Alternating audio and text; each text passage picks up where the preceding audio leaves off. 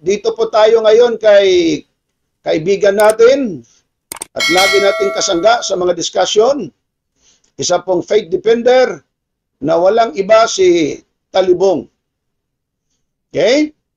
Ay, salamat sa link nito, Kaburnok. Maraming salamat po. May papakita ko sa inyo mga kapatid na video niya. Ito po yung reels niya. Na ang title ay ito, alamin kung ang Diyos ba ang nagtatag ng SDA. Sir. Tingnan natin kung ano din ang komento nila. Diyos nga ba ang nagtatag ng Seventh-day Adventist? O ito po bang Seventh-day Adventist tatag lang ng tao? Okay, sige. May request dito. Pwede po siguro mag-request tayo kay Dison, na kanilang pagmimisahin yun si Vincent Morton na pinasuot nila ng kasuotan sa obispo. Okay, tuloy natin. O tatag lang ng tao. Libro nila ang sasagot. Okay? Sige. Mga kapatid, excited na po ako. Wow, very good.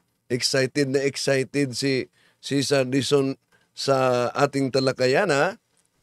Mr. Talibong, akin pong masabi sa iyo, kapatid, wag lang po kayo magalit. Wag lang po kayo magalit. Di naman.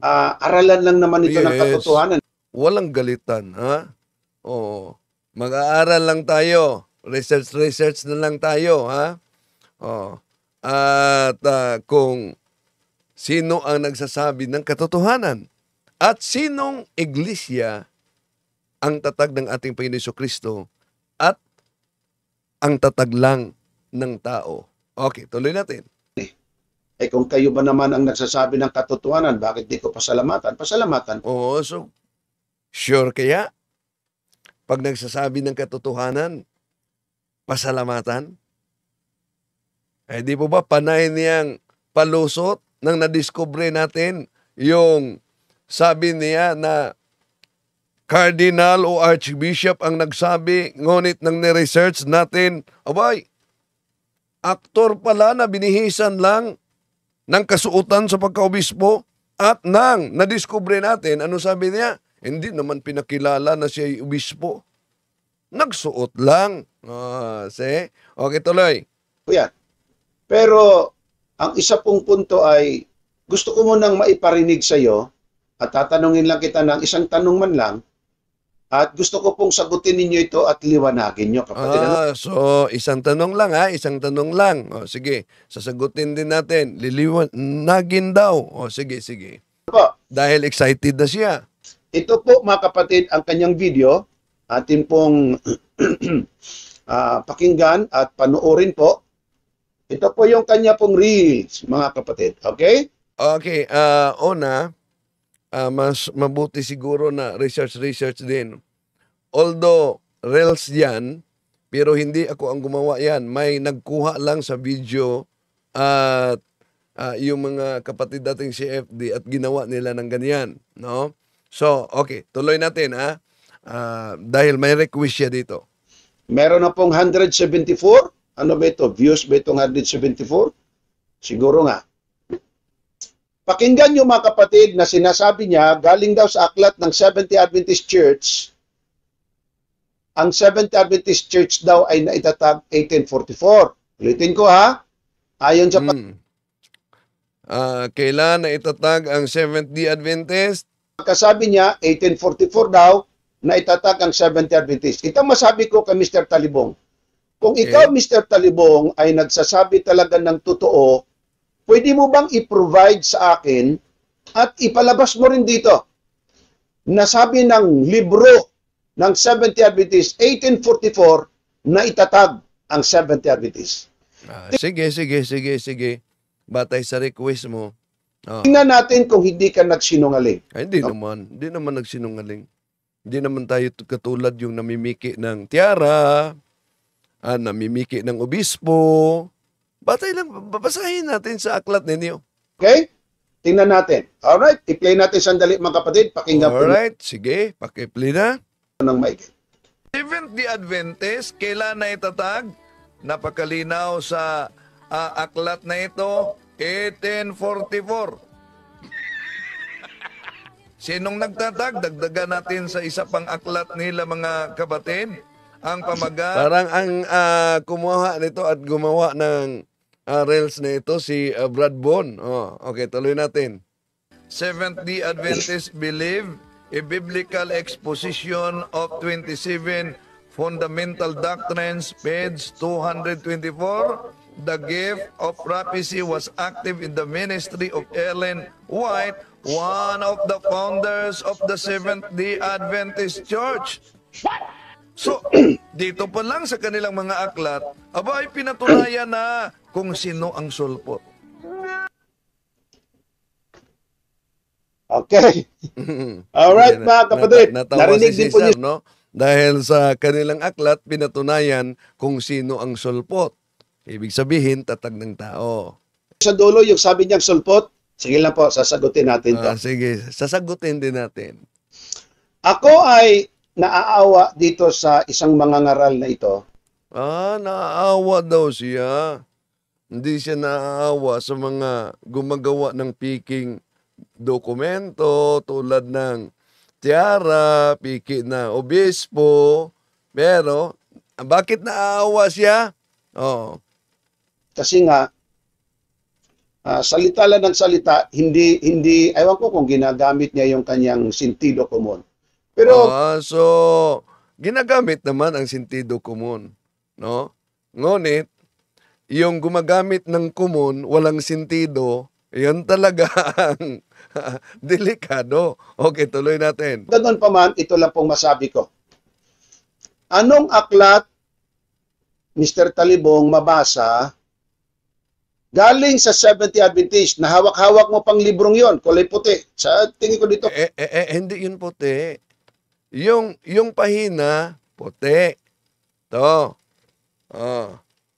Pero, eto, kapiraso lang kumuha lang ng video sila si Von at ginawa nilang reels. No? Eto, nauna nating tinalakay ito. Sigurado namang meron kayong aklat na ito. Sige, tuloy natin mga kapatid. Kulay puti. Na ang Seventh-day Adventist ay naitatag Ang Seventh-day 1844. Adventist, kailan? Pakinggan niyo po. Ang Seventh-day Adventist, kailan na itatag? Napakalinaw sa aklat na ito, 1844. So sabi niya, napakalinaw sa aklat na ito. 1844 na itatag. Ang term pang ginamit talaga niya, napakalinaw. Well, kung napakalinaw yan, kaibigan, ito po ang aking masabi. Ilabas mo daw yung librong yan. Anong libro? Anong pangalan ng libro? Sino may akda ng libro? Ilagay mo ang page, ating basahin. Na ang Seventh-day Adventist Church nga, ayon sa libro ng Seventh-day Adventist, ay naitatag 1844. Ating tingnan ha. Ang Seventh-day Adventist, kailan na itatag? Napakalinaw sa aklat na ito, 1844. Ano daw? Seventh-day Adventist, kailan na itatag? Napakalinaw sa aklat na ito, 1844. So mga kapatid, yan po ang assignment ni Mr. Talibong. Okay. So, ating pagbigyan si Cesar Dizon. At request din tayo kay Cesar Dizon. Pwede nyo bang pamimisahin yung si Morton na pinasuot ninyo ng kasuotan ng obispo? Okay.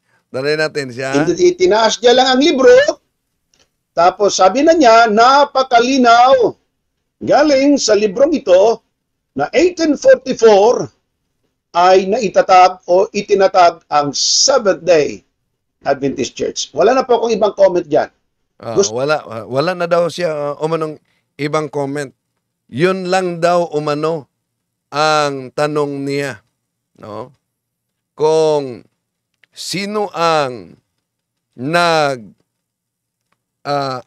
may akda, anong pamagat ng aklat, yon ang request niya. No? So, una, ginamit natin yung aklat na Seventh-day Adventist Believe, a Biblical Exposition of 27 Fundamental Doctrines sa pahina 224. The gift of prophecy was active in the ministry of Ellen G. White, one of the founders of the Seventh-day Adventist Church. Yon ang ginamit. Pero, yung sabi niya kulay puti, itong itinaas natin, unang tinalakay natin to. Oh. At sabi niya, pwede ba i-produce mo dito? Ano yung aklat na yan? Sino ang may akda niyan? At dahil nabasa na natin na si Ellen Goldwhite, one of the founders, ang tanong, kung si Ellen Goldwhite at mga kasama nito ay ang nagtatag ng Seventh-day Adventist, kailan yan naitatag? Kailan nagsimula? At saan nagsimula? Sige. Sa aklat na ito, na aklat ng Seventh-day Adventist, siguradong meron sila dito, no? Na ang may akda ay si Francis de Nicole. Ito ang mabasa natin sa pahina 578. Where and when did the Seventh-day Adventist movement begin? In America in 1844. Who were the first leaders and the Seventh-day Adventist movement? Unquestionable. They were James White, Mrs. White, and Joseph Bates. Yon. Pero, baka sabi nila, naalala nyo ba yung si Dan Maasin? Nang naggamit ako ng aklat nila, ang tuwang-tuwa pa niya. Sabi niya, ay, walang mabasa dito sa amin. Dinuktor ko lang daw ang aklat dahil sa kaniyang kopya, walang nabasa. Pero pinakita natin. Anong resulta? So, palpal si Dan. Sige, pakita natin ang page. Ito ang page, mga kapatid. Nandyan, mabasa ninyo yung naunang binasa natin. Na kailan nagsimula ang Seventh-day Adventist. Ito ang where and what were the first Sabbath-keeping Adventists. Yan. Mabasa natin, mga kapatid. Ito. Where and when did the Seventh-day Adventist movement begin? In America in 1844. Yan, mabasa natin. Sino ang mga unang leaders ng Seventh-day Adventist? Sila si James White, Mrs. White, and Joseph Bates. Okay. So, yung assignment ni Dison, nasagot na natin. At sabi niya, yun lang umano, wala na siyang comment. So, kung lang pong ipagkaloob mo, Mr. Talibong, ang aklat na yan, Mr. Talibong. Pinagbigyan na natin.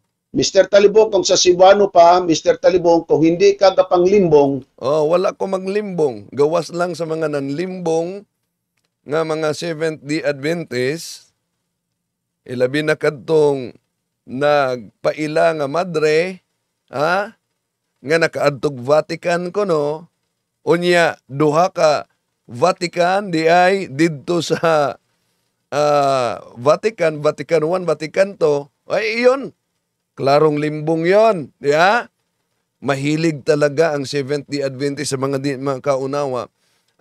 Sabi ni Mr. Dison, Mr. Talibong, kung hindi ka nagsisinungaling, ipakita mo yung aklat na yan. Oh, so nakita na natin. Ngayon, pinatunayan sa mga aklat nila na sila'y hindi tatag ng ating Panginoon Jesucristo. Sila'y tatag lamang ni Ellen Goldwhite na nag-claim na may vision daw. Walang pagkakaiba ni Muhammad, walang pagkakaiba ni Joseph Smith. At sa iba pa mga siktang, tatag lang ng tao. Di ba? Okay.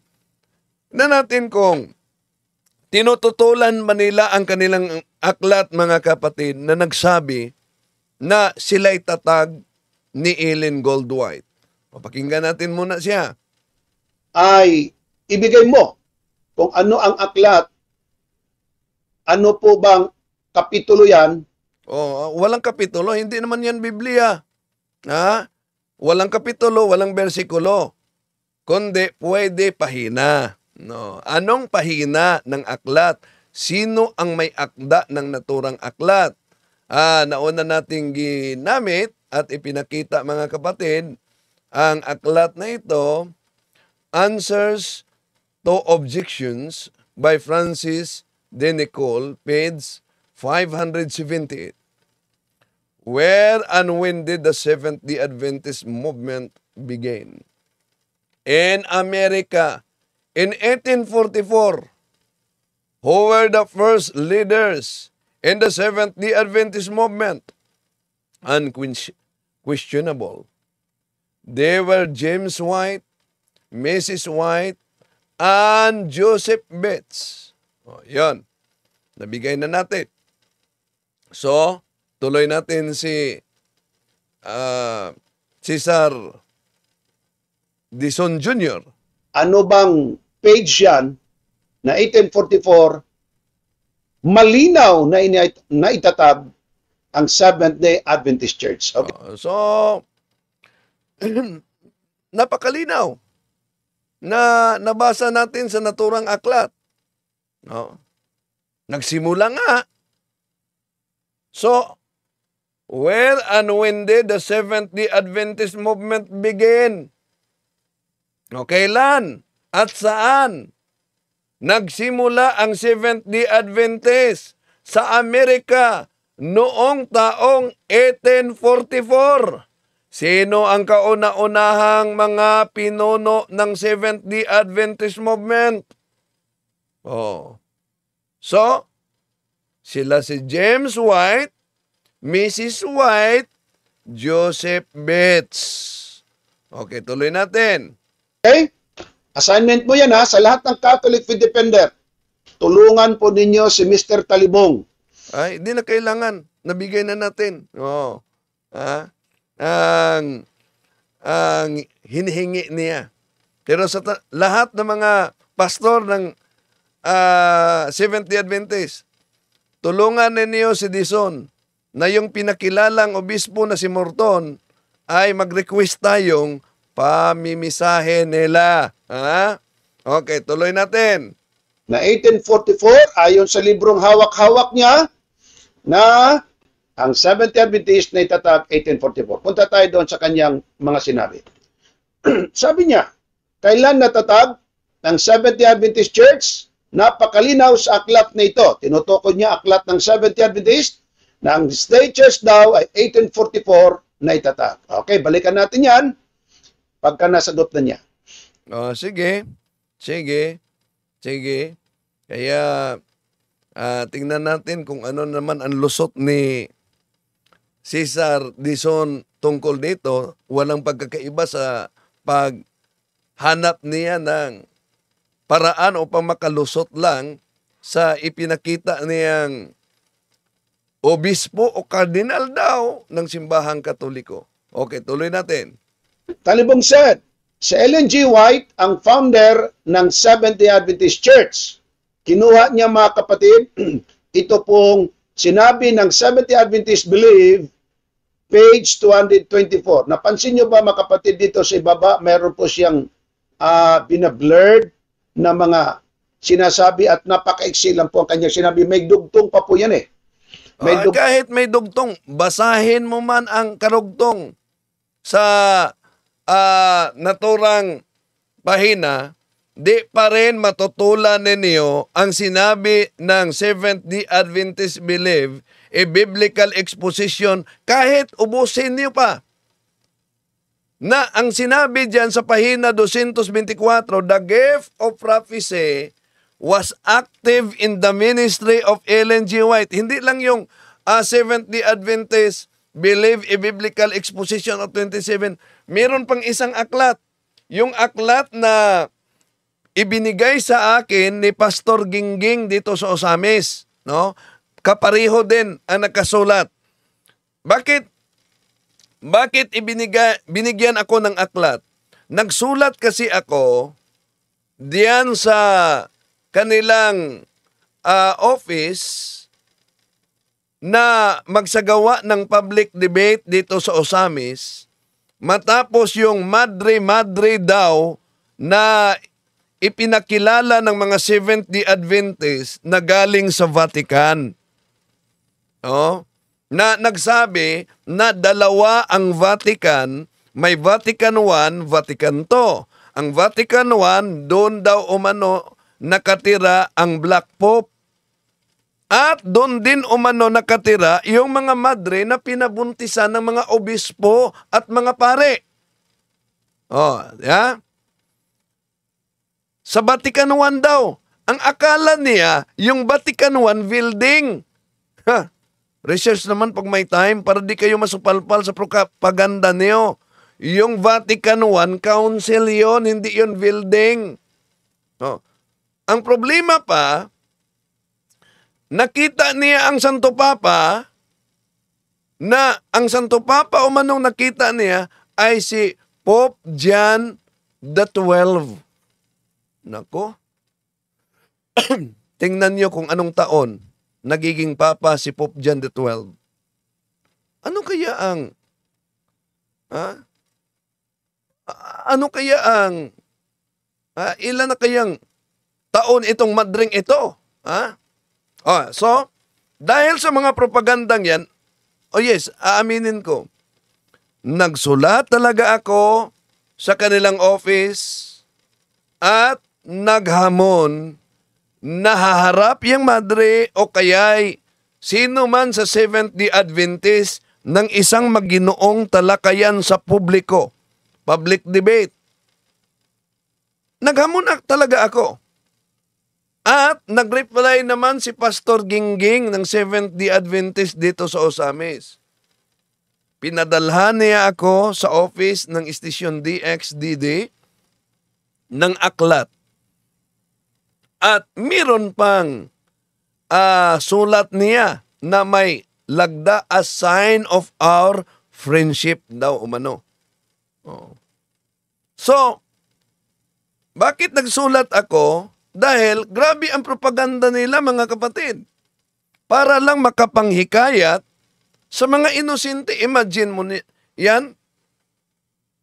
Siguro, sa lahat ng mga nagsubaybay dito, Misamis Occidental, Lanao del Norte, Lanao del Sur, Zamboanga del Norte, Zamboanga del Sur, alam ninyo yung mga kumakalat na yan na nagpakilalang madre.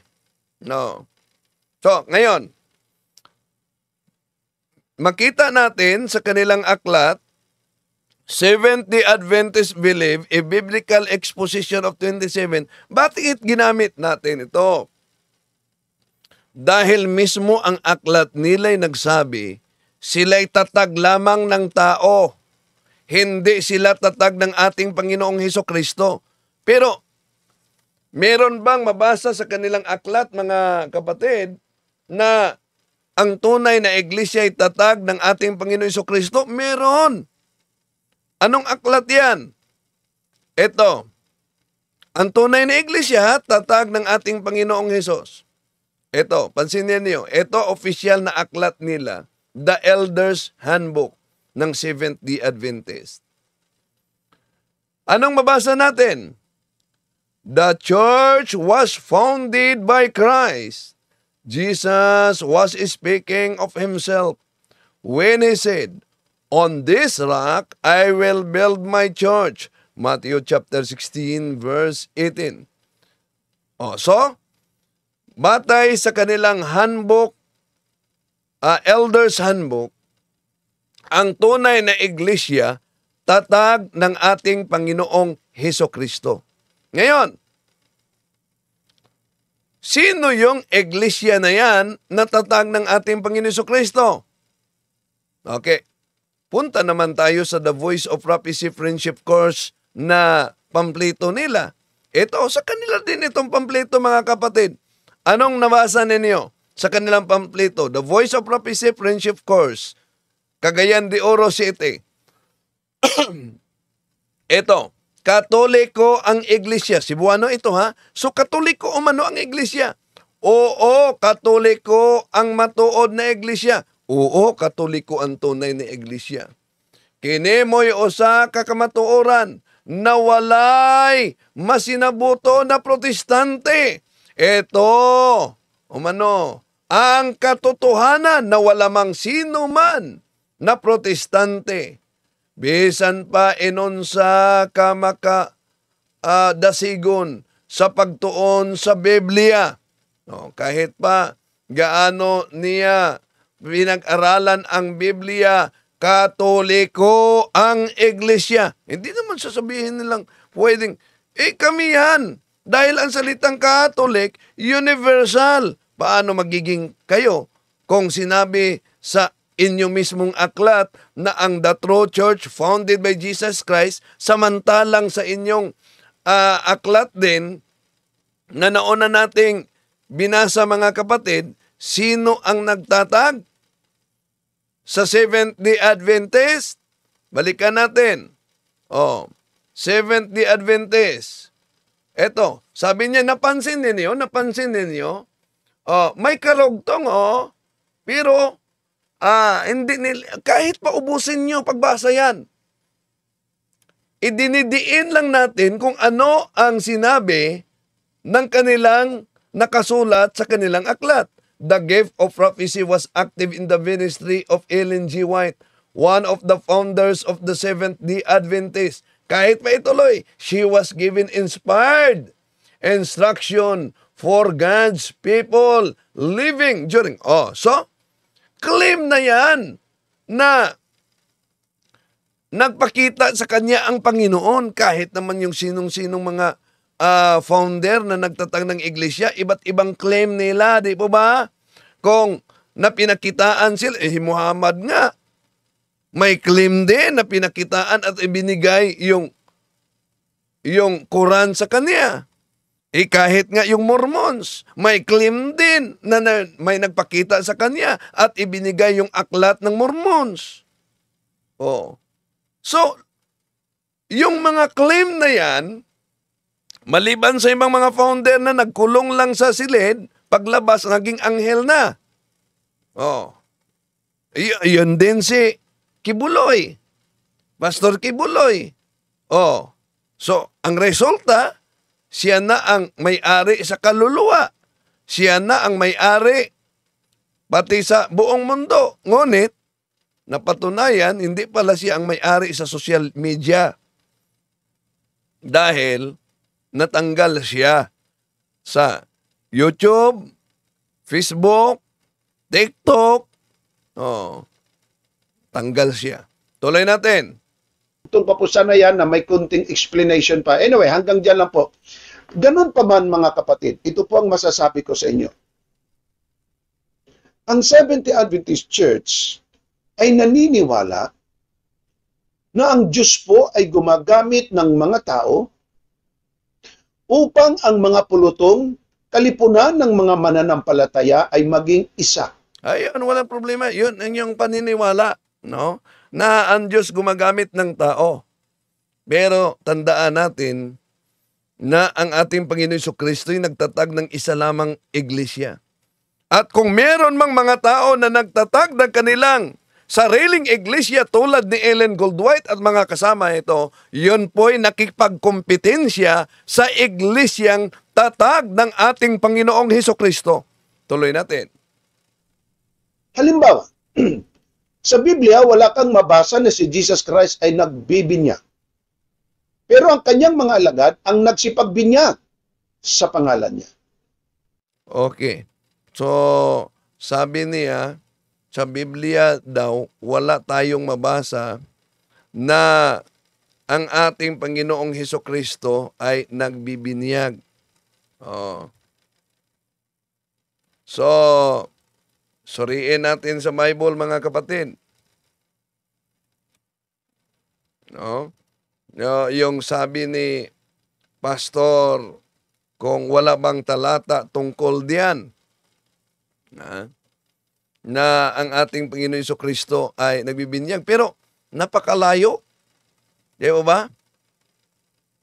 Ang layo talaga sa kanyang paliwanag tungkol sa aklat nila na nagsasabing sino ang nagtatag. Ito, the gift of prophecy was active in the ministry of Ellen G. White, one of the founders of the Seventh-day Adventist. Pagkatapos, sasabing, wala naman tayong mabasa litra por litra. Wala nga tayong mabasa litra por litang naliligo sila. Ating Panginoon Hesukristo. Pero, hindi sapat yan na argumento, mga kapatid, upang aanib tayo sa iglesyang tatag lang ng tao na hindi kay Kristo. Tuloy natin. Ang napakaraming Kristiyano na nagkalat sa buong Judea, Samaria, kahit pa po sa Roma at iba pa, literally hindi si Jesus Christ ang nagtayo, kundi gumamit siya ng mga tao tulad ng mga apostoles. At ilang mga apostoles, mga unang Kristiyano, tulad ng Thyatira, ay naitayo sa pamagitan ng babaeng tinawag na si Dorcas o Tabita. Siya po, mga kapatid, ay nakabig sa Kristyanismo. Sige nga. Kung batay sa Biblia, saan mabasa sa Biblia? Yung Biblia. Di ba, sola Escriptura, si Dorcas nagtayo ng iglesia. Ang sabi ng ating Panginoon Jesucristo sa Matthew 16:18, ego di ko kiato is Petros, et soperam Petram, edipicabo iglesiam yam, et portain pirinon prebilabot adversus yam. So, itinatag ng ating Panginoon Jesucristo ang iglesia sa Biblia. Kahit ang kanilang aklat mismo na ang pamagat, tutulan ba ito ni, tingnan nyo, Seventh-day Adventist Elders Handbook. Kanila ito, The church was founded by Christ. Ngayon, sasabihin hindi si Kristo ang nagtayo sa tunay na iglesia? May inutusan ng ating Panginoon Jesucristo na ipalaganap ang kanyang aral sa buong mundo. Pero ang iglesia ay itinatag ng ating Panginoon Jesucristo at dalang-dala nitong mga inutusan ng ating Panginoon Jesucristo. Halimbawa, si San Pablo, mga kapatid, dahil siya may kaugnayan sa tunay na iglesia, yon pinakitaan ng ating Panginoong Jesucristo sa Acts of the Apostles 23:11, mga kapatid. At sabi ni San Pablo sa Roma Kapitulo 1, versikulo 7-8, Hipistisomon katangelitay in holotokosmo, na ang pananampalataya sa Roma ay lumalaganap sa buong mundo. Hindi pala pananampalataya ng Amerika, Roma. At pagkatapos, si San Pablo, ayon sa nakasulat sa Roma 15:16, siya ay Roma Kapitulo 15:24, siya ay pumunta sa Espanya. At sa kasaysayan naman, ang Espanya ay naging katolikong bansa sa taong 600 Anno Domini. At ang Espanya ay nagdala ng Kristyanismo dito sa Pilipinas. 1521. Kaya kung tingnan natin ang World History by Gregorio Saidi, Philippine Edition, page 123, the greatest legacy of Spain to the Filipino people is Christianity, especially the Roman Catholic religion. This religion was Asian in origin, being founded by Jesus Christ and Palestine. So, ano daw ang dumating? 1521 mga kapatid. Ang Iglesyang Tatag ng ating Panginoon Jesucristo. Wala pang Seventh-day Adventist. Dahil batay sa hinihingi na aklat ni Mr. Dison, kailan na itatag? Ito, sa naturang aklat. Where and when did the Seventh-day Adventist movement begin? In America in 1844. Who were the first leaders in the Seventh-day Adventist movement? Unquestionable. They were James White, Mrs. White, and Joseph Mitz. Pwede naman na sasabihin ni Dison dito, oba, hindi naman sinabi diyan na naitatag. Nagsimula lang. Pwedeng sabihin niya, walang pagkakaiba sa sinabi din ni isang pastor ng Seventh-day Adventist, mga kapatid, na nang ginamit ito sa kanilang aklat, the gift of prophecy was active in the ministry of Ellen G. White, one of the founders of the Seventh-day Adventist. Sabi niya, founder, one of the founders. Hindi yun ibig sabihin siya ang nagtatag. Dahil ang salitang founder, ibig sabihin daw umano nitong salitang founder ay finder. Ano daw umano ang founder? Para sa kanya, finder. Nakakita lang. Nakatuklas. Oh, yun naman. Okay. Diba? Ang galing, ano? Okay, tuloy natin. At siya din po naman ang nanukala at nagpatayo ng iglesyang yan o sa lugar na yan. So kung inyo pong papansinin, mga kapatid, hindi mo pwedeng sabihin na kumo ang isang babae o isang lalaki ang nagtayo ng isang pulutong ng mananampalataya, hindi na lang sa Diyos yan. Di pwede umano dahil nasa kanilang aklat na si Ellen Goldwhite ay nagtayo, hindi na pwedeng sa Diyos yan. Hindi pwedeng sabihin. Sinong nagsabi na hindi pwedeng sabihin? Na kung itinatag ng tao, automatic na sa Diyos na yan. Ang dami ngayong mga siktang itinatag ng tao. Seventh-day Adventist nga. Ilang mga factions ang Seventh-day Adventist? Meron pang Seventh-day Adventist Reform Movement. Meron pang Seventh-day Adventist Church of God. Ang dami. Pero ito'y mga tatag lang ng tao. Sasabihin mo ba? Hindi pwedeng sasabihin mo dahil tatag ng tao, hindi sa Diyos. Para yatang gustong ipalitaw nila na kahit tatag ng tao, tatag din ng Diyos. Para bang all religions are equally true? Mali. Because different religions contradict one another and contradictions can never be equally true. Tuloy natin. Siyang Diyos ay pwede pong gumamit ng tao. Halimbawa, sabihin na lang natin, Iglesia ni Cristo, Manalo, Baptist, Pentecostal, kung mayroong mang leader silang pumunta sa Securities Commission, bakit pumunta sa Securities Commission? Reason, kasi isinasa batas. Ayon sa batas ng lupa, okay? Ayon sa batas ng lupa. So, dahil po ba na rehistro sa Securities and Exchange Commission, tunay na yan na iglesia? Isip-isip naman, mga kapatid. Para yatang dahil lang na tunay isinabatas, ang Catholic Church hindi nakarehistro at walang founder na naglagda. Bakit? Nasa aklat yan na ang pamagat ng naturang aklat, mga kapatid, no? Partnership and Private Corporation by Hector S. De Leon. Partnership and Private Corporation by Hector S. De Leon. Anong sabi? The Roman Catholic Church is not registered. 567. The Roman Catholic Church is not registered. Not like other religious churches in the Philippines because it has been recognized as juridical person since time immemorial. See?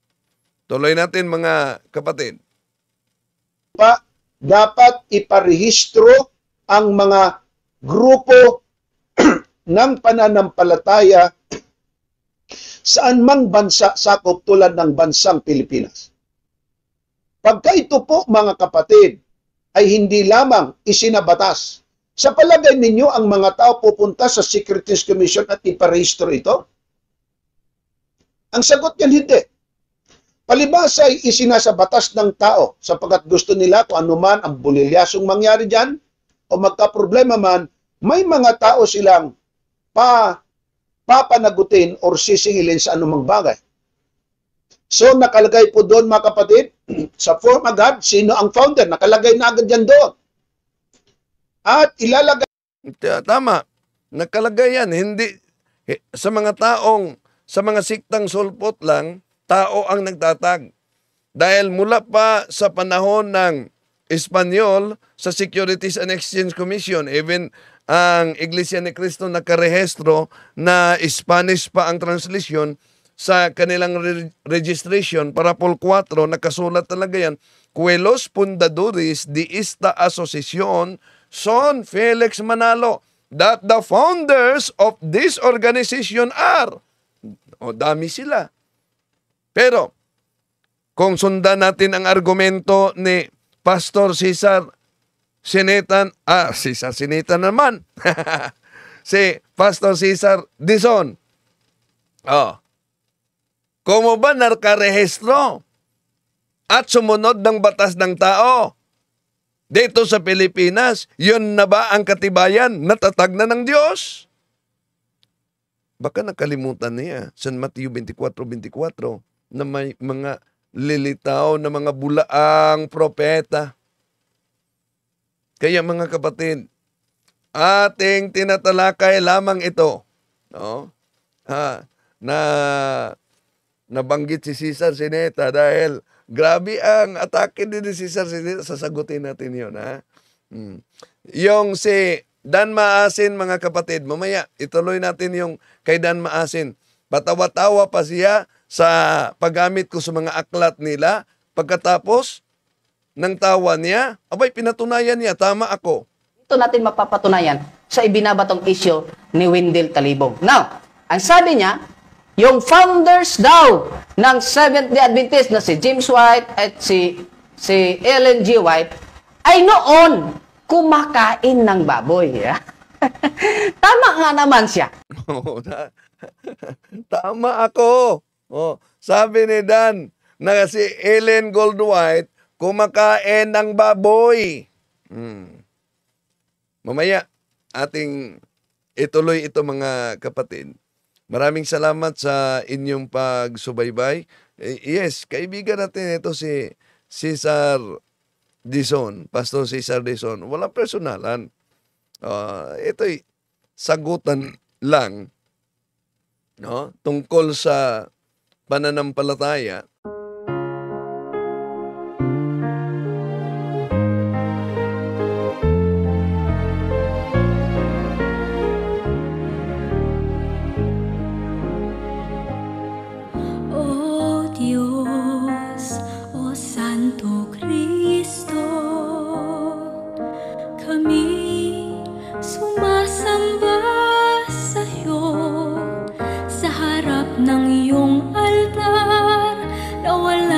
Kasing banal, buong pusong nagmamahal sa'yo, O Diyos, O Santo Cristo.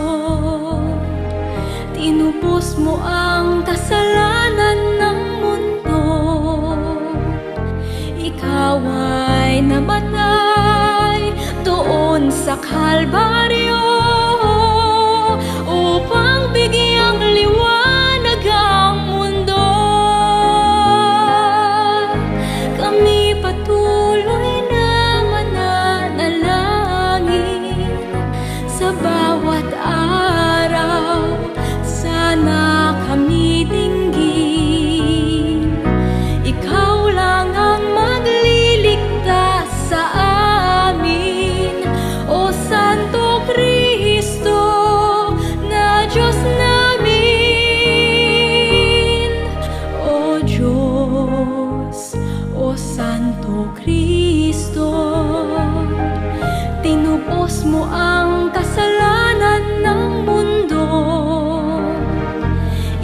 Ikaw ay namatay doon sa Kalbaryo.